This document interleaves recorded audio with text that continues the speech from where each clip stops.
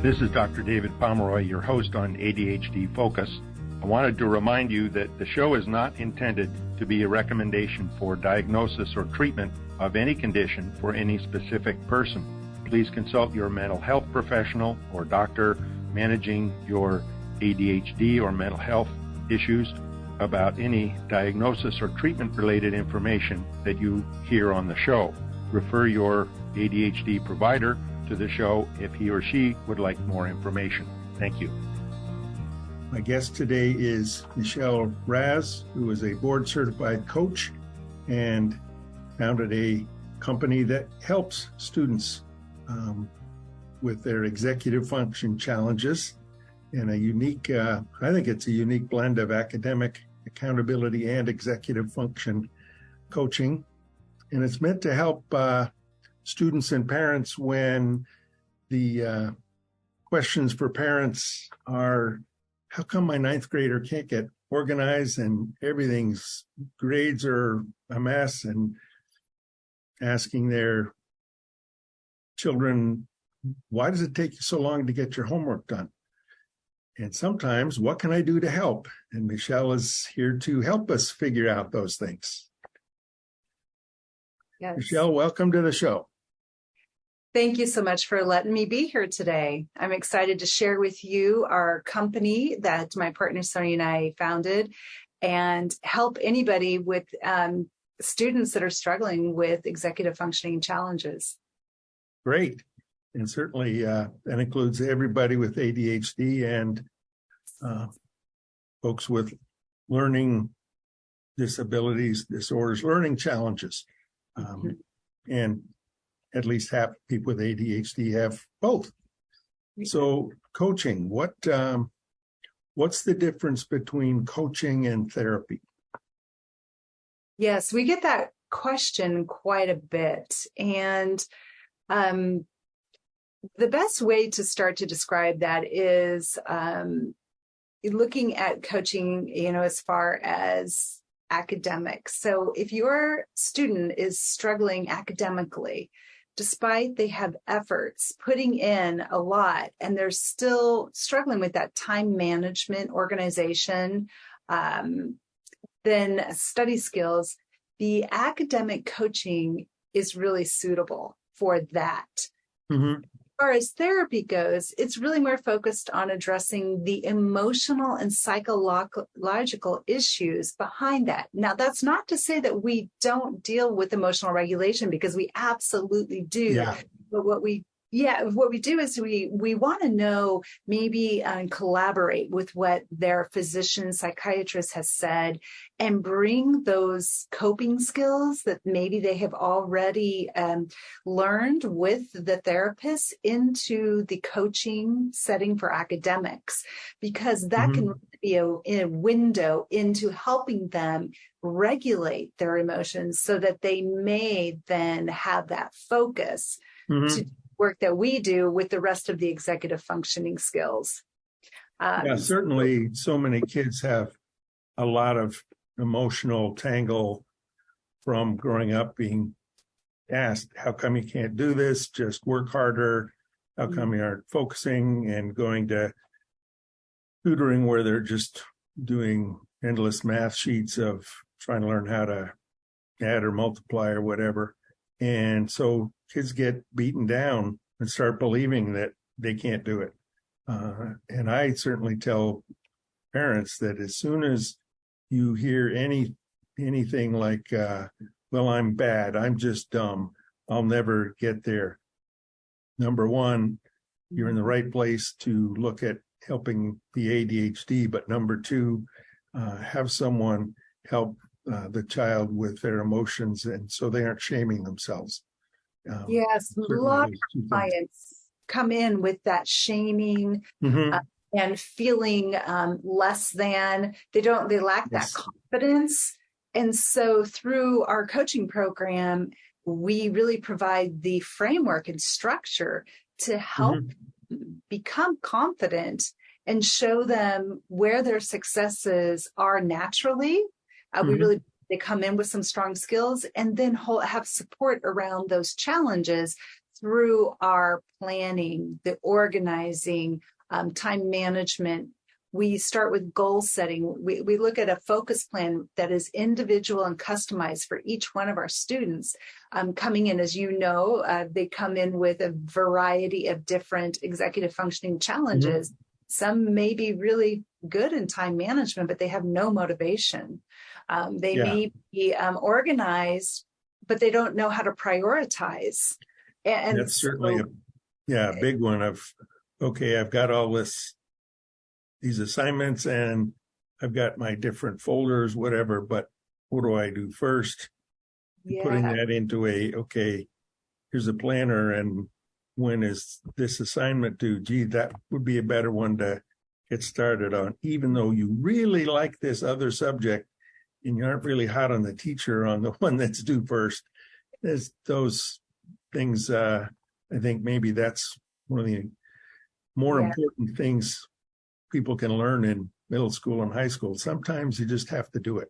May not like it. I hope you have to jump through. I say to students, I heard this a while back, say, I really don't like this. And sometimes we'll say, well, okay, we understand you don't like it, but can you do it not liking it? And oftentimes that's what we're dealing with our clients, right? With these students that are struggling and they really just don't have the interest, in which we know they're challenged with the focus if they're not interested. And we recognize that, we acknowledge that. We know there's a lot of resistance around there. They're probably working with some of those emotional issues with their therapist, that weaken them those skills in, and then show them the pathway to do it, and do it with resources, with strategies, and then with baby steps. And this is where we come in more on the boots on the ground, I like to say, because we're in the trenches with them. We're bridging that academic life and home life, and we're the perfect set for that. Something just occurred to me in terms of, I see some, certainly kids in high school, even middle school, where it's evident that this kid is really, really intelligent. So much that the first two math problems, okay, I got that figured out, and there's 20 to do. So they're bored because they aren't challenged enough. And so they lose motivation. Why bother? I know all this stuff. So how would you help someone in that situation? I mean, would you help parents try to figure out how else they could work with school to get some more challenge things, or come up with ideas that they could do outside of school maybe? That's always a tough one for me to know how to help somebody. That's an interesting question, because I've actually seen two things happen in that, what you're saying. And this is a personal story with my own daughter, where she wasn't necessarily gifted in math. She would have 20 problems, understand the concept, and go down and maybe do 2 or 3. And hers wasn't just distraction from boredom. It was strictly focusing distraction from her ADHD. And so we brainstorm with students, and I know at that time I did with my daughter, to come up with a technique to get her to refocus, allow her to be distracted, and then have a tool for her to come back to focus on the exam. And it had to do with giving her a psychological break by looking at the clock. And that was just kind of her triggers, to give herself 30 seconds. And they still, in her school, had the second hands on there to do that. And then have a paper, over her math problem where she would had stopped and went going. And this is, through middle school and into high school. It proved to be helpful for her to be able to take those short, frequent breaks and then be able to redirect. The student that you're talking about, I've seen that as well. And really, this is, again, another brainstorm and individualized problem solving, where I've seen that student that gets bored, that really has that high achieving math student and really understand the concept. Do they really need 40 repetitive problems? Can an accommodation with the parent, the teacher, or we're talking like high school teachers, where they were going to have more accommodations. And I've seen them work with the student to say, well, then, okay, every other one Yeah. type on a IEP plan, you can certainly modify those expectations. And for somebody that's in a college atmosphere, it's a little different. And, we work with students that are, high school and college as our main clientele. And in the college atmosphere, what they do there, it's a little looser because most of the time you're not required to do the homework. They give you the assignment and you should know it for the exam. And so you'll see those students in high school that knew it, didn't do the homework. So they were not getting the grades living up to their potential because of the missing homework, do just fine in the college setting. Because they knew it. There's a lot of students you'll see do that. And so those are some of the things you can do as far as like, what do you do with that student in the high school where there's no accommodations? They're bored. They don't want to do it. That's the difficult one, right? Yeah. That's one where you might look at reasoning through why you're good at this. Why do you need to do this? What's the end goal? What do you need to do, and look beyond the moment so that you can get past that. So they get some of that. And I have helped kids get the accommodation of being able to do every other one or, do 5. And is what the teacher can see is when they do that, the kid's still getting a 95 on the exam. So it's not like they're missing out on it. Trying to get an accommodation saying, no, they don't have to do homework if they're getting 95s on all their exams. Teachers don't go for that one. And it would be nice to have some flexibility around that, right? Yeah. And that would be a different again, model. in college, that's not as much an issue. Because as long as you can do it and put it together, then that works. So getting back to the coaching and kind of the differences on things, how is what you do as far as the academic coaching part, how's that different than tutoring? Okay. Yeah, this is one of my favorite comparisons, and people will call it academic tutoring. And we're not tutors. And this is the best example, while both are super valuable in the educational, services we provide, the difference serve different purposes. So what you can think of as this is that the academic coach is, or coaching process is like navigational system in a car, the GPS. Okay. So it's going to get you there, while the tutoring would be more like you're broken down on the side of the road on your car and you've got a skilled mechanic there fixing the wheel. So that the GPS comparison can be related to the coach so that you are helping that student navigate, right, their educational journey. Got it. Providing that direction, where you want to go, those goals, then the structure, the planning, the accountability and whatnot, and giving them strategies to get to that academic success. The details and that's certainly where I think a lot of people with ADD, whether they're in school or anywhere along their career path, have an idea of all the different steps that would be helpful to do. And particular entrepreneurs may come up with, okay, we can do this, but then how to put those into operation, how to get that to actually happen. Now, yes, we set these CEO, goals. They can hire someone who knows how to do it, and they say, great, go do it. But in high school, you don't have a separate CEO or an admin to help you with those things. Yeah, so a coach can act like, that person that gives them that direction. It's really more of a holistic approach, right? You're helping them address the skills you need to be able to do those things: organization, time management, goal setting, and being able to advocate for themselves, whether they're in high school or college.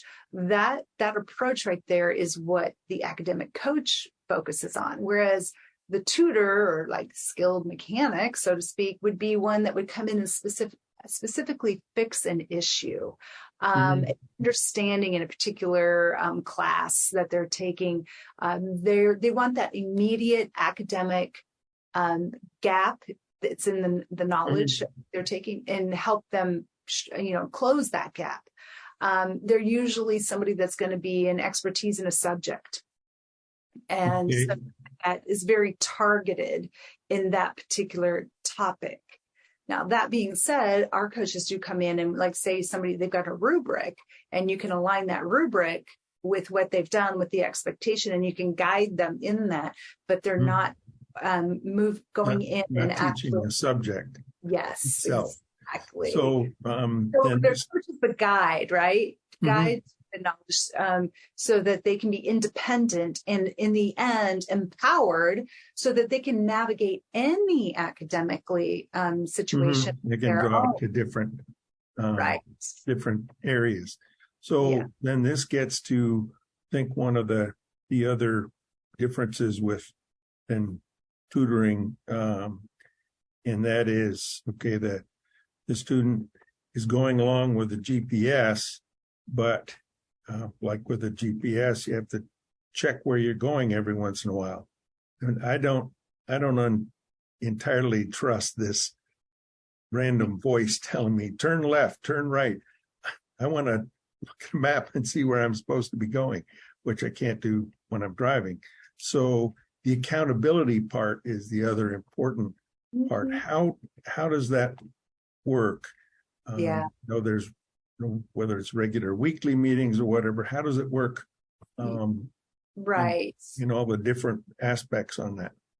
So the accountability is really an important piece. In fact, we just developed a huge accountability workshop course in this, and we look at accountability. Our logo is achievement through accountability, and accountability in a very positive way. This is what the students will come in and say, well, I really need to be accountable because I say I'm going to do something, but I don't do it. So I need to work on my accountability. They know the language. It's funny, or follow through, they might say as well. And so that is what you say is right. We can't always rely on this person over here, right? This guide saying, oh, go left, go right, do this and do that. And so through routines, we are establishing this independence. And then the accountability is where we help them follow through with the planning, the accountability, the check-ins. So what we do is that we will have a specific focus plan goal for that student. And then each session, they're working with a coach to identify a short-term goal, academically related, usually looking at a syllabus or a planner. And then through that, they make action plans. And through those action plans, then the coach says to them, gives them choice and empowerment of how they want to be held accountable. And the student is giving feedback for that. And then the coach, we have a system for them to check in with them throughout the week. So it is a very hands-on process that is a way for them over time to then have these routines and strategies in place. And so the accountability is really what seals the deal. That's making sure that they're doing it. And what we see is that when they sign up and they buy into the process of what they're signing up for, is that once they follow our steps, very structured steps, and they start to see a little bit of success, it becomes more and more and more, so that they're starting to get motivation from the success. Yes, and you're seeing it in different areas of their lives, and not just in academics. All of a sudden, they're wanting to help out around the house. They're, if they're in college, they're wanting to navigate their own, financials, their medicals, their doctors, and it's a way to really become independent and have that confidence. So the accountability is an important piece for them to develop that confidence, so that they can then own it and self-advocate for themselves and have a structure in place of what they need to do. Yeah. So a couple of things occur to me in terms of the accountability. It sounds like there's like a regular weekly session, for instance. And that's on Zoom. So or some face-to-face kind of thing? Yeah, we have a private HIPAA compliant platform, video platform. So it's our own in-house where everything in the session is there, the notes, action plans.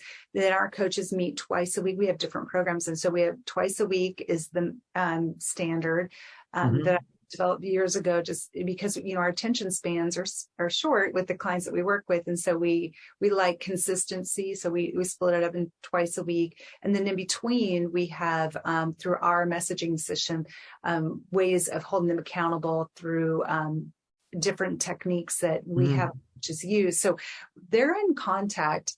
Some of our clients, I would say, it could be 5 days a week, but the actual live coaching sessions are twice or 4 days a week. We have like a higher level of somebody's gotten themselves in academic probation and college student, and they're in a crisis mode. We have an elevated plan for those students, and some of our helpers as well just need that constant. And then we have a maintenance plan for ones that kind of graduate out that want that over time, but that comes later on after they've been through the regular program. Success. So then another thing stemming from what you mentioned about a student in college gets more confident about, for instance, handling their finances. Do your coaches help specifically with developing kind of financial skills as far as, okay, a bank account and savings, going to put some savings in there if they have a job, or is that part of what you do, or is it just limited to the academics? That's a really great question. So our primary focus is on academics, but that being said, we'll have students that maybe are taking a break for a semester. Maybe they did fail out the semester before, or in the summertime, they're not taking classes but want to focus on life skills, personal goals. And so that is absolutely something that in our framework, with our process of identifying what their goal is, what they want to do. And it's the same process of holding them accountable to what they want to do, and the knowledge, and finding the resources themselves, and the coach guiding them along that process. Okay. So yeah, certainly the accountability it's important in anything, particularly with ADD, since is one thing to set out, okay, I'm going to have this and this done, and you've got your goals and your action plan, and they've written down on a calendar or whatever. And if we're just have those in our own calendar and we don't have anybody checking on us, it's, oh yeah, well, I'll get to that tomorrow. And it's so easy to blow by those. But even if it's something as simple as asking a non-judgmental friend to just, saying, I'm going to have this done by Wednesday at 8:00. And if that person doesn't hear from you, they just ping you and say, hey, how's that going? There's your reminder. Do it yourself accountability is really great. And I've had people that ask me that, and I say, absolutely, if you can find an accountability partner, you can definitely do this. And some people are disciplined to do that, and it works beautifully. What I find is, what I say is, I pay it forward. When I was, years ago looking for help for my own daughter, this is the reason why I started this company with my partner. She and I both had, children that needed help. I hired a coach because I didn't want that responsibility, and I couldn't. I tried. This was from a parent role, and you try, but you get distracted by life. Things happen, and or something. At some point, kids figure, well, of course you're going to tell me that, Mom, but you don't know what you're talking about.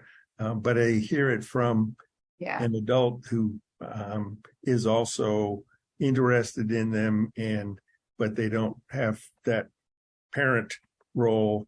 Exactly. I'll listen to that person. By the time your children, my children certainly, by the time they were in their 20s, oh, okay, I guess Dad learned a lot. in the past 10 years. You make a good point. So there's two factors there. You've got the parent factor of, okay, we can do this and I can hold them accountable. And you start off with good intention, but life happens. You get distracted. There's that tension, that parent tension, happens. And then on the student side, it's the natural progression as they become teenagers and whatnot. Start to tune out the parent and start to have that autonomy. And so you have somebody else that comes in that says the same thing the parent says, but just in a different way. There's not the triggers and success. And this is what I'd say to parents, years ago when I was doing a lot of this, I've coached hundreds of students, and I would say, I was there. I'm paying this forward because I did this with my own daughter, went through in the trenches, and I know what you're experiencing, and it's nothing magical. It's just, it's a different person, a different voice.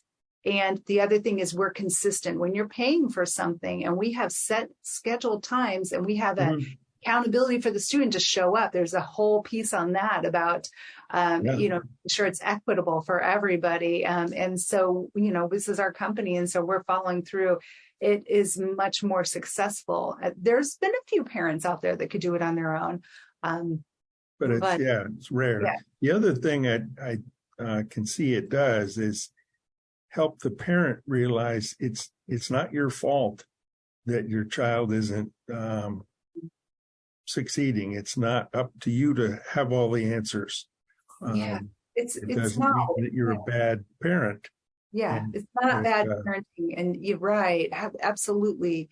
And when we get a student that has had high conflict with the parent, and we're able to develop a coaching relationship with that student, with parent as a collaborator, like we do a process of, what would the parent like to see in the focus plan? And then we ask the student, their opinion, and we pull this together for the actual plan goals.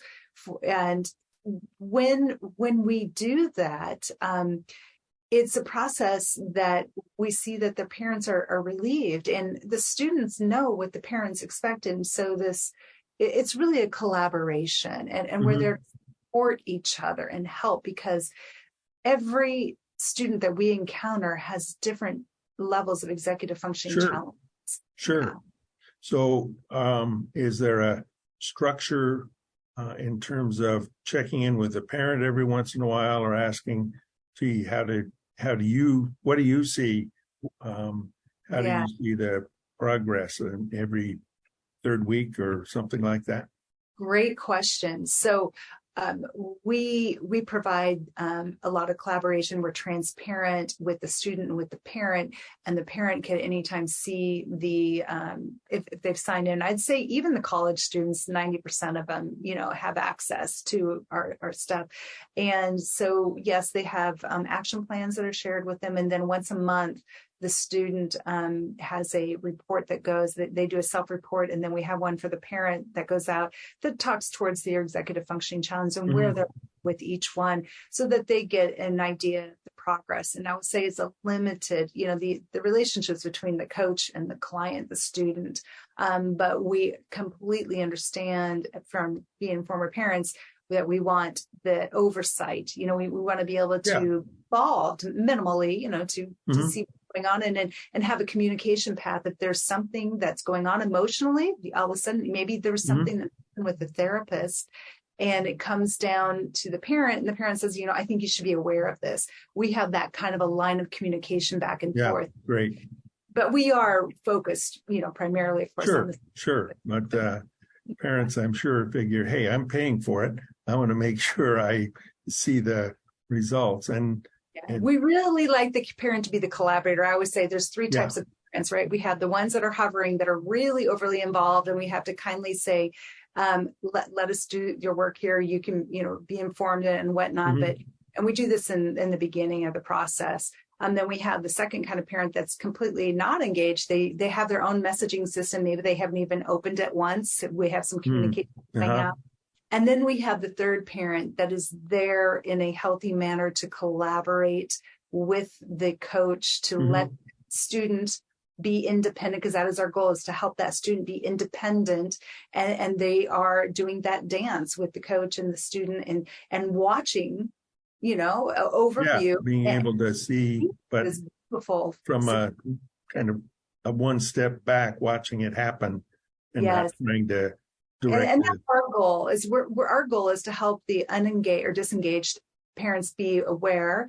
And then we all want to have the ones that have, developed a pattern of being overly involved, feel comfortable and safe to take a step back. Yeah.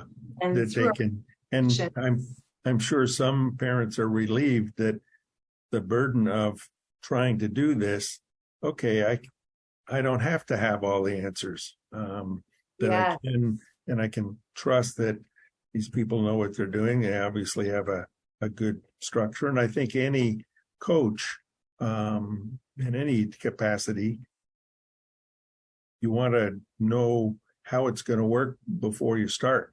It's kind of what's the flow chart? What are the steps that I'm going to see?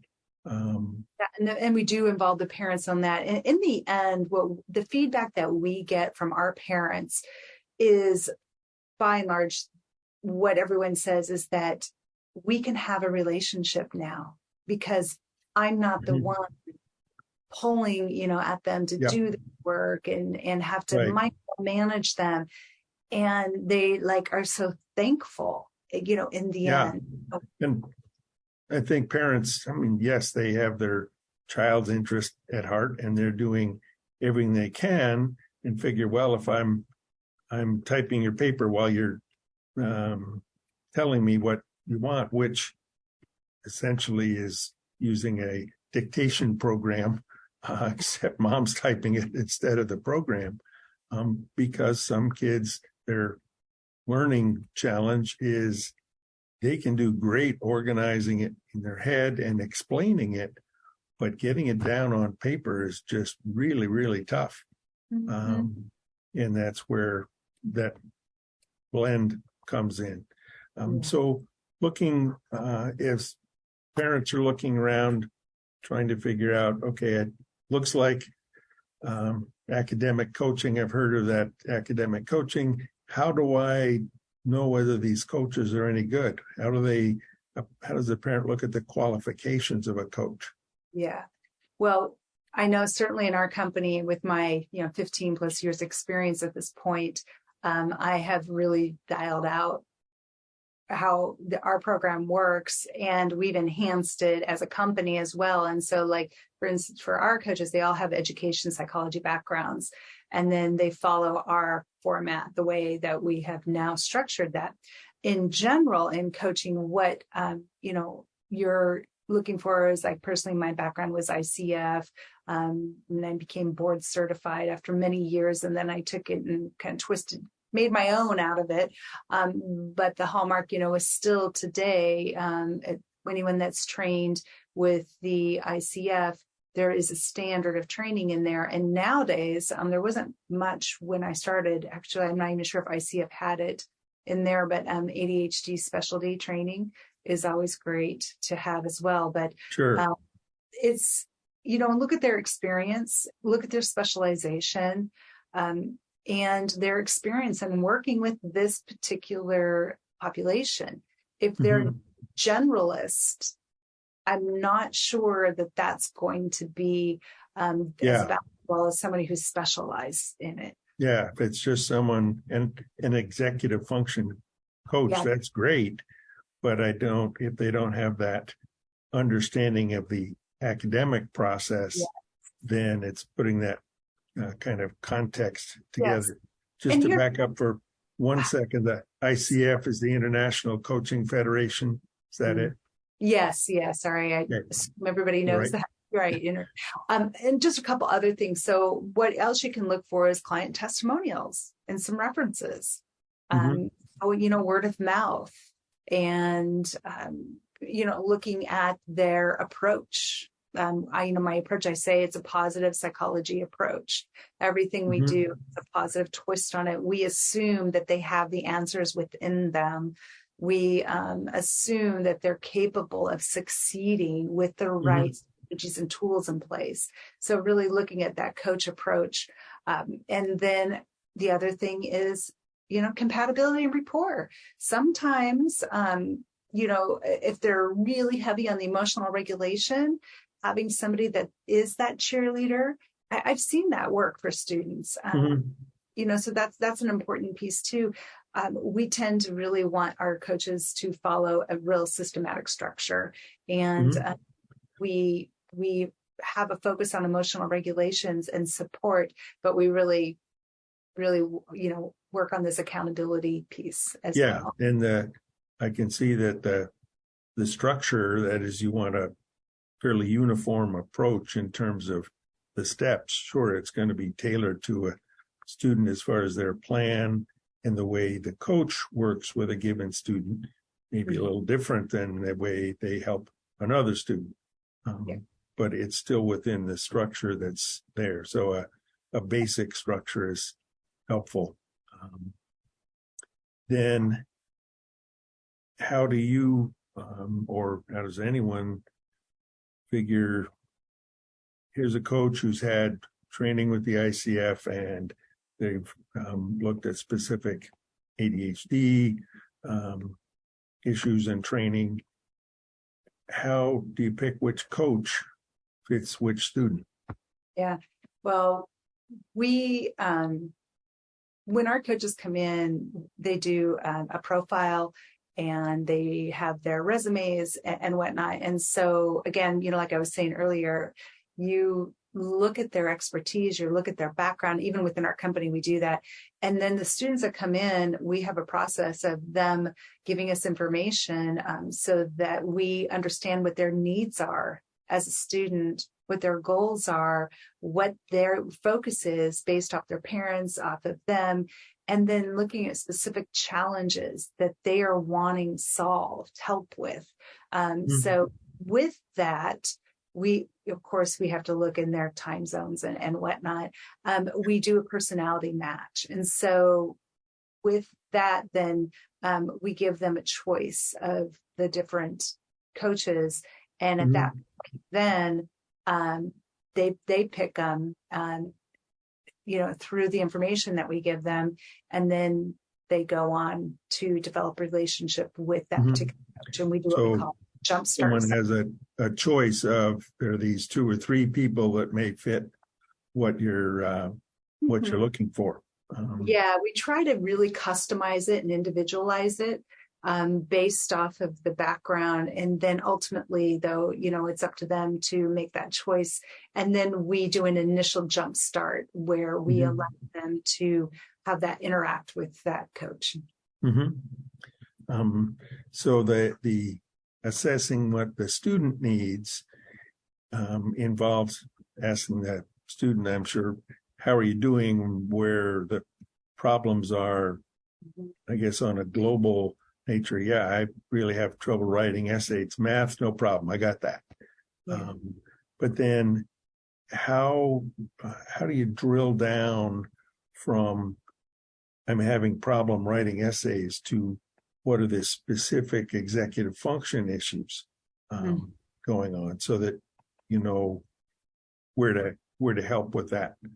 So we do have a quiz. If you go to our website right now, Thrivister.com, there's a quiz that you can take, and you can identify where your weaknesses are on that. That's one way. But most have met with a psychologist, psychiatrist, and they have an IEP of 504. They know what those are.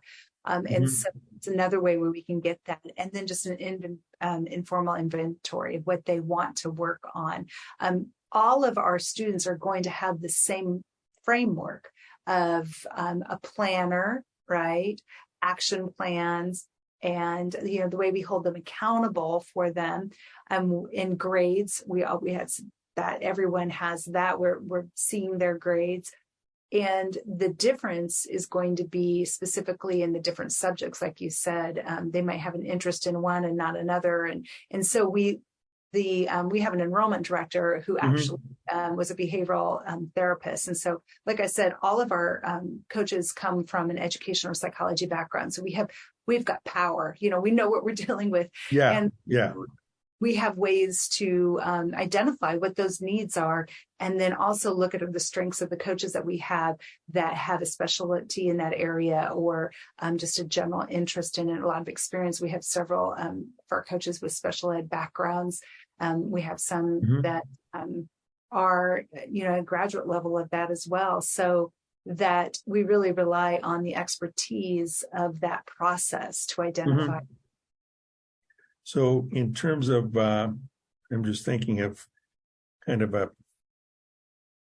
get a rough idea, which I know may be tough to quantify, what are the predominant executive function challenges that you see people have in terms of whether it's the organization of the pieces, or planning out, I have all the pieces, how do I know which one to do first? Or the follow through on any given day. Yeah, I'm sure it's I guess over a number of students that are in your experience, are there ones that, or is it all of them? It's so individualized. It's just, I'm laughing here because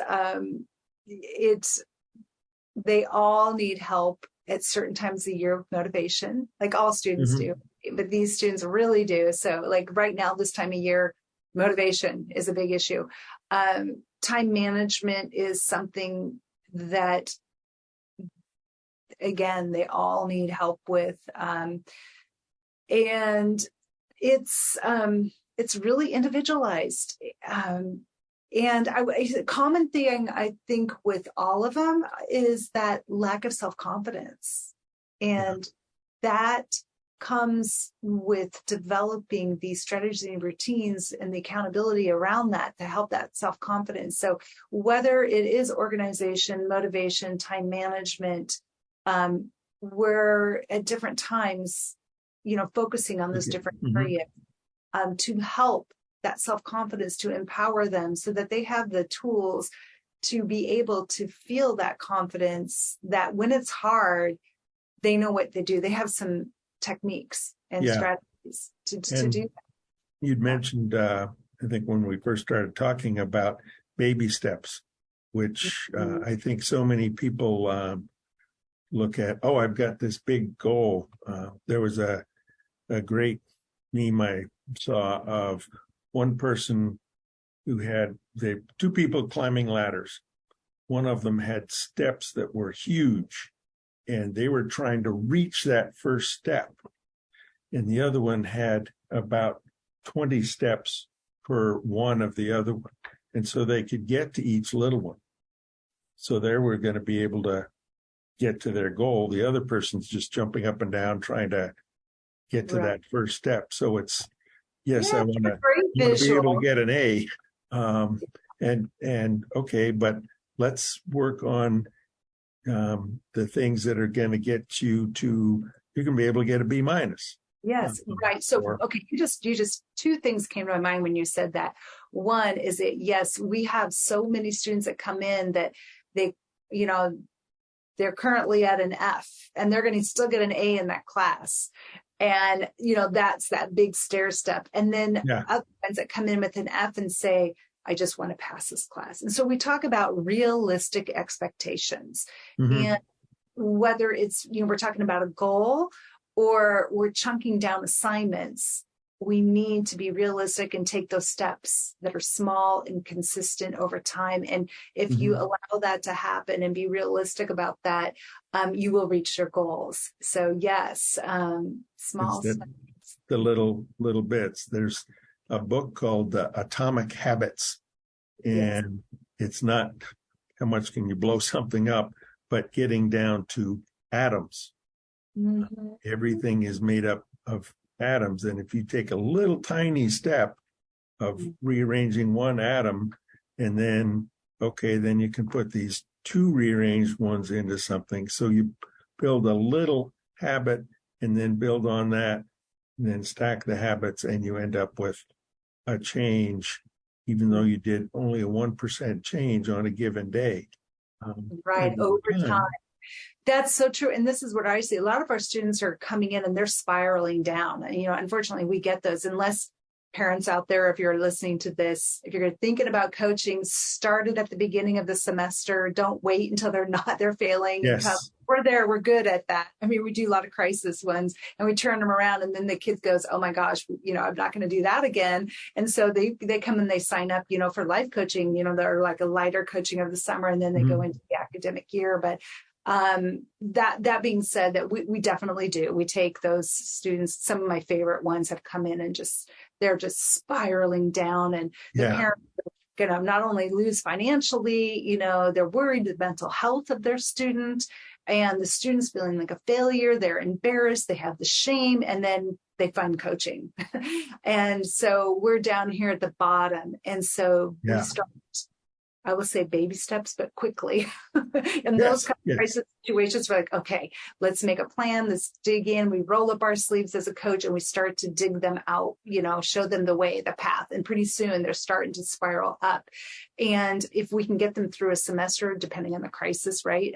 We generally can, we'll help them, navigate the professors or the teachers and seeing what kind of support that they can get with the coaching support on top of that. And I have seen countless stories where they were at rock bottom, and not only do they succeed, but they go on to, if they're graduating high school and they're at risk, they go to college. I've had them go beyond college, go to grad school, come back to me for career coaching later in life. And it's just a beautiful story, but they came at a rock bottom. And it was the building blocks that came up. And I do this around them because they start to go up instead of spiraling down. Yes. And I think it's the whole point of coaching when that happens. Yeah. And that's what I tell people, say with depression, okay, you've had one thing or another come up and they get further down, then you can't do something. So you get down on yourself that you didn't do it.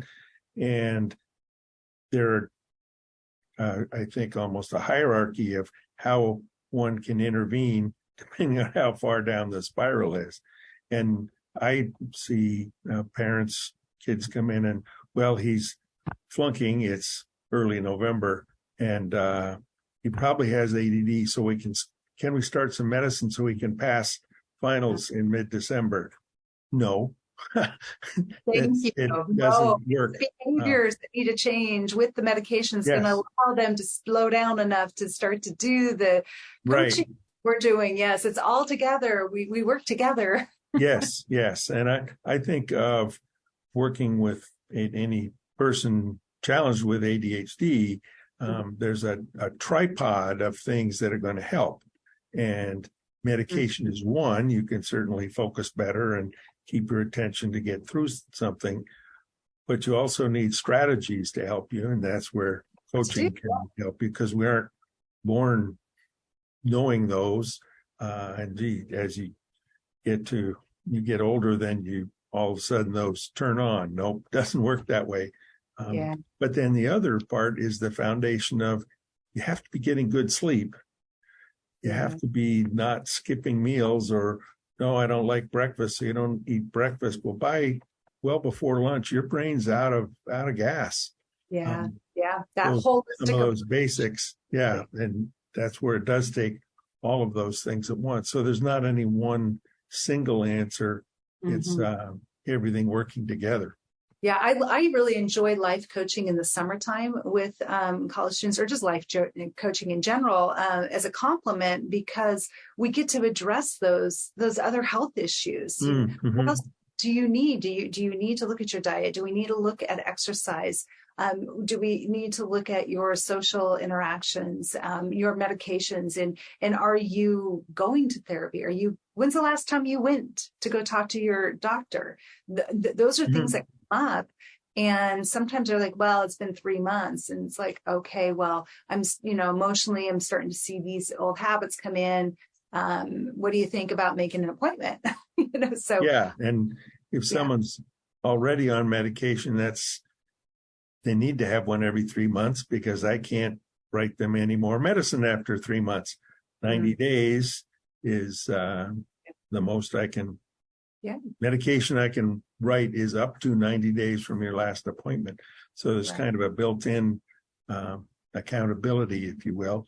Someone Or they've lost their medication. I've seen that before. It's like, well, I just went to the doctor and I lost it and now I can't find it, and it's legitimate in those instances, or they've they don't take it. That can be a life coaching thing. Or did you remember to take your medication? And that's where, do you have a routine so that it's right there? And some people say, the pill is on the kitchen counter. Well, if you were going real fast and you really didn't have time to have breakfast, so you just kind of blew through the kitchen, maybe you didn't get to that. What about having it where you wash your face in the morning? So it's right in front of you. And that's where the little habits, because it's, and particularly in coaching as well, like timers, or like reminders on phone calendars, things like that. I just thought of something as we were talking, and you mentioned your daughter and having a clock that had a second hand, that in so many testing situations, particularly many schools may have a digital clock on the wall.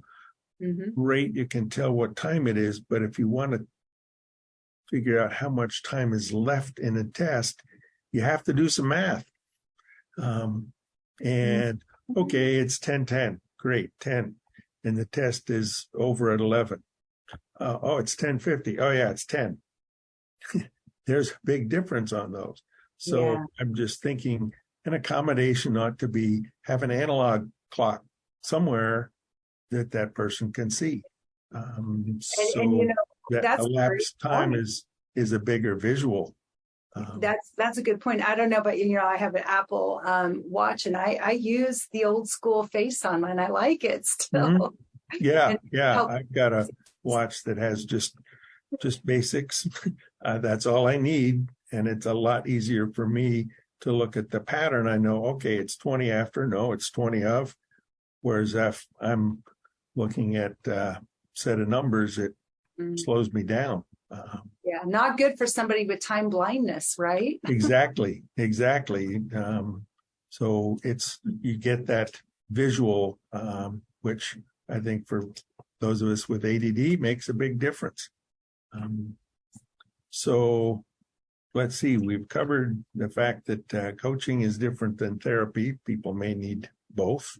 And a word on that, maybe a 9-year-old, they're beaten down. They need some help with figuring things out in terms of a coaching kind of thing, which I realize isn't your specific area of emphasis. But play therapy is an approach with younger kids. Talk therapy, going in and talking with someone, that isn't going to work, but something where they can see it, and that's an approach as far as therapy. So coaching, therapy, maybe people need both. Certainly if they're having problems in school, I think executive function things are a big part of it. The organization, the planning, the time management, those are, I think, the big three. And then they all fit together. And then coaching isn't tutoring. Coaching's the GPS system. And having a good coach with a lot of good training and background, and I think not just education, but also psychology, definitely makes a difference. And then a good assessment of the needs of the student, not just, okay, you're having trouble in history. Well, we'll help you with this, that, and here's a clock system, and here's a planner you can use. It's a lot more detailed as far as assessing each student's needs. And then going from there with the accountability piece. And I can't stress enough, certainly what I see is that with so many people, it's that accountability, the piece that makes the difference. One of the foremost thinkers and people in the field of ADHD is Russell Barkley. And he has a boiled ADHD and executive functions down to a easy sentence. It's not an issue of knowing what to do. It's of doing what you know. Mm-hmm. We, with ADHD, can come up with this and this and this and this is what I need to do, and put the steps but getting it done, the follow through, and actually completing it. That's where the accountability is a huge part of it. Yes. Well, Michelle, it's been a pleasure to have you on the show and talk with you about how coaching works and how it's different than other approaches to helping people with ADD. Thank you so much. And it's really a pleasure to be able to share with Thrivester, what we're doing. And we really, really walk our talk, and, achievement through accountability. And it works. Yes, I think it works in any kind of coaching situation. Want to make sure that there are all of those components in it. Yes. So, folks, thank you so much for tuning us in on the podcast ADHD Focus.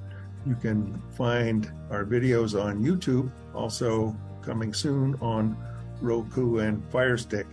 And until I heard those words 2 months ago, I had no idea what they are, and I'm getting kind of a handle on what they are. But if you're using those, great. I'm glad you've got it figured out.